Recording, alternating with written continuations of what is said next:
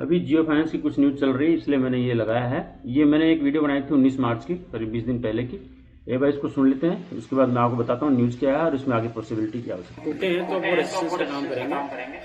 अब ये कैंडल आप देख रहे हो 233 के आसपास पहुंच रही है, जाके टच करके वापस नीचे आई है। तो अब यहाँ स्ट्रगल करके अगर ऊपर निकलता है तो ठीक है, अदरवाइज ये मान चलिए कि ये फिर वापस इस लेवल के आसपास में आएगा और आपको बाइंग की एक अपॉर्चुनिटी फिर मिल सकती है। तो इसमें अभी मैं बताता हूँ, ये तो चलो अपॉर्चुनिटी की बात होगी, अभी चार्ट पे भी जाएंगे। फिलहाल मैं बता रहा हूँ कि अभी इसमें न्यूज़ क्या है। न्यूज़ ये है, ये अभी इसने बीएससी में अपना वो डाला है लेटर, और उसमें ये बताया कि अब हम क्या है कि लोन देंगे, डिजिटल लोन अगेंस्ट सिक्योरिटीज़, यानी जो भी शेयर आपके पास में है उसके अगेंस्ट ये लोन दे सकते हैं। और उसमें उन्होंने अपने पूरा प्लान भी बताया है, जिसमें आप देखेंगे तो ये 8 अप्रैल का ही है, जो कि लोन जो है इनका वो है करीब 10% पे 9.99999, ठीक है। और ये किसको देंगे, आपके जो पोर्टफोलियो या प्रोफाइल है उसको देख के उसके अगेंस्ट लोन देंगे। वो भी करीब 1 करोड़ का दे सकते हैं, अप टू 1 करोड़ 3 साल के लिए।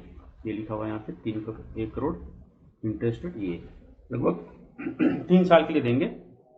और आप अगर पहले तो फिर नो फॉर क्लोजर चार्जेस, यानी कोई चार्ज नहीं लगेगा, जैसे बैंकों में होता है आजकल, पहले तो करते थे। तो ये एक इनके लिए अच्छी न्यूज़ है। एनबीएफसी कंपनी है, यानी नॉन बैंकिंग फाइनेंशियल कंपनी है, तो ये बहुत अच्छी न्यूज़ है इसके लिए। इससे पहले एक न्यूज़ चली थी, वो उस वीडियो में भी मैंने बताया था कि ये अलायंस के साथ में इनका कोलैबोरेशन होने का चल रहा है। अगर वो डील पक्की हो जाती है तो ये बड़ा अच्छा इनके लिए रहेगा। और जिस तरह से बजाज अलायंस चला था, उसी तरह से इंश्योरेंस कंपनी में अब जियो अलायंस चलेगी और अच्छा इनको रेवेन्यू मिलेगा। अब हम देखते हैं कि इसमें अब चार्ट में क्या बनता है।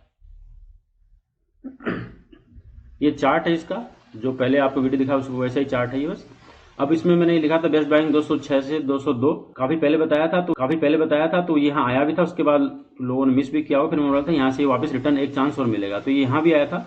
उसके बाद अब किसी ने लिया नहीं लिया, लेकिन अब क्या है कि अब ये ऊपर जा रहा है और ये इस तरह की पॉजिटिव न्यूज़ें आ रही हैं। और अगर निफ्टी ने इसको थोड़ा सा भी सपोर्ट कर दिया, मान लो निफ्टी अगर 21,800 के नीचे नहीं जाती है, तो अब मान चलो फिर ये चलना शुरू होगा, क्योंकि अब इसमें काम भी होना शुरू हो गया है। तो अगर आप इसके इन्वेस्टर हैं तो बहुत अच्छी बात है, और अगर नहीं है तो आप यहाँ पे कहीं लेवल पे देख सकते हैं अपने हिसाब से, आपको जैसा ठीक लगे। अच्छी कंपनी है, आगे के लिए बड़ा अच्छा रहेगा इसका स्कोप, डरने की जरूरत बिल्कुल नहीं है। और जब भी इसका टारगेट आएगा तो हम बताएंगे कहाँ पर निकलना है। अगर आप शॉर्ट टर्म के टारगेट चाहते हैं, तो लॉन्ग टर्म के चाहिए तो 8-10 साल के लिए कोई दिक्कत नहीं। जिस तरह से बजाज फाइनेंस, बजाज होल्डिंग और इस तरह की जो कंपनियां चली हैं, उस तरह से ये भी जाएगा, टाइम लगेगा थोड़ा सा। तो आप पेशेंस के साथ बैठे रहें, और एंट्री और एग्जिट लेवल के लिए लाइक और सब्सक्राइब करें इन्वेस्ट ट्रेडर्स, और लाइक करना न भूलें। Thank you.